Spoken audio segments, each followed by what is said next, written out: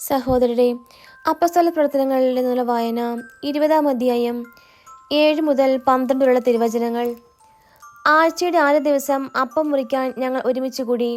അടുത്ത ദിവസം യാത്ര പുറപ്പെടേണ്ടിയിരുന്നതുകൊണ്ട് പൗലോസ് അവരോട് പ്രസംഗിച്ചു. അർദ്ധരാത്രി വരെ പ്രസംഗം ദീർഘിച്ചു. ഞങ്ങൾ സമ്മേളിച്ചിരുന്ന മുകളിലത്തെ നിലയിൽ അനേകം വിളക്കുകൾ കത്തിക്കൊണ്ടിരുന്നു. എവത്തിക്കോസ് എന്നു പേരുള്ള ഒരു യുവാവ് ജനൽപ്പടിയിൽ ഇരിക്കുകയായിരുന്നു. പൗലോസിന്റെ പ്രസംഗം ദീർഘിച്ചതിനാൽ അവൻ ഗാഢനിദ്രയിലാണ്ടു. നിദ്രാധീനനായ അവൻ 3-ാം നിലയിൽ നിന്ന് താഴെ വീണു. അവനെ ചെന്നെടുക്കുമ്പോൾ മരിച്ചു കഴിഞ്ഞിരുന്നു. എന്നാൽ പൗലോസ് താഴെ ഇറങ്ങിച്ചെന്ന് കുനിഞ്ഞ് അവനെ ആലിംഗനം ചെയ്തുകൊണ്ട് പറഞ്ഞു, ഭയപ്പെടേണ്ട, അവന് ജീവനുണ്ട്. പൗലോസ് മുകളിൽ ചെന്ന് അപ്പം മുറിച്ച് ഭക്ഷിച്ചതിനു ശേഷം പ്രഭാതം വരെ അവരുമായി ദീർഘനേരം സംഭാഷണത്തിൽ ഏർപ്പെട്ടു. അനന്തരം അവൻ അവിടം വിട്ടുപോയി. അവർ ആ യുവാവിന് ജീവനുള്ളവനായി കൂട്ടിക്കൊണ്ടുപോയി.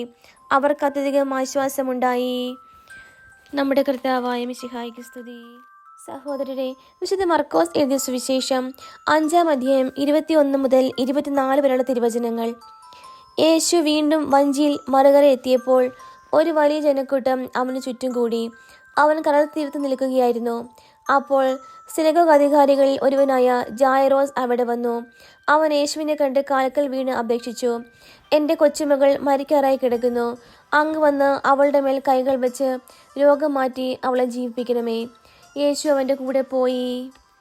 നമ്മുടെ കർത്താവായ മിശിഹായ്ക്ക് സ്തുതി.